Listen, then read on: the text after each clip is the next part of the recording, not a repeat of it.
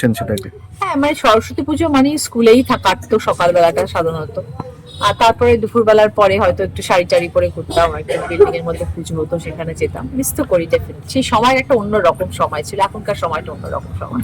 সরস্বতী পুজো মানে একদম হলুদ, আপনিও দেখছি আজকে হ্যাঁ, হলুদ রং হলুদ তো পরেছেন। পরার চেষ্টা করি, রংটাকে যাতে সবাই মেনটেন করে সেটা ভালো লাগে, কারণ হলুদ রং আজকের দিনের রং, তো সবাই আমরা চেষ্টা করি হলুদ পরা, তাই জন্য হলুদই পরে আছি। সরস্বতী পুজো হচ্ছে?